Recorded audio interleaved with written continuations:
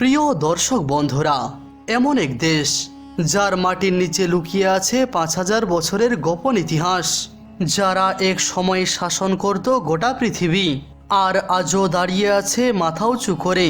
এই হলো ইরান, যাকে আপনি চিনেন একভাবে কিন্তু তার গল্পটা জানেন না সম্পূর্ণভাবে।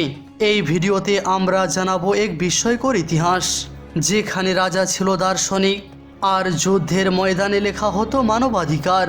৫,০০০ বছর আগে যখন বিশ্বের অন্য প্রান্তে মানুষ গাছের নিচে থাকতো, তখন ইরানের গঞ্জ দারেহর মানুষ ঘর বানাচ্ছিল, পশু পোষ মানাচ্ছিল আর সভ্যতা গড়ছিল।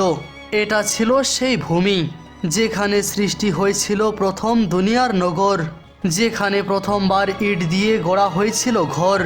এমনকি বিশ্বের প্রথম ব্যাংকিং সিস্টেম ধারণাটিও এখান থেকে এসেছিল।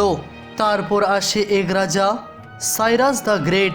তিনি শুধু সাম্রাজ্য গড়েননি, গড়ে দিয়েছিলেন ন্যায় বিচারের এক আদর্শ।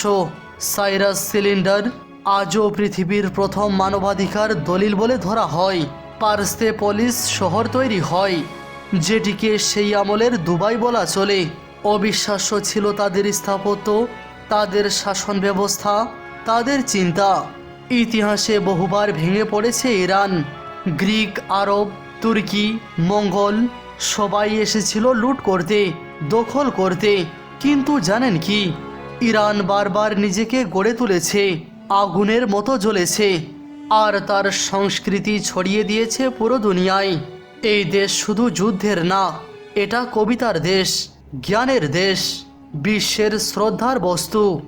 আর আজকের ইরান, হ্যাঁ, তার গল্প জটিল, রাজনীতি, ধর্ম, বৈশ্বিক চাপ সবই আছে, কিন্তু ঐতিহাসিক গৌরব অটুট। ইরান আমাদের শেখায় সভ্যতা ভাঙা যায় কিন্তু মুছে ফেলা যায় না। তাদের ইতিহাস শুধু অতীত না, এটা একটা চলমান আগুন যা আজও আলোকিত করে গোটা পৃথিবীকে।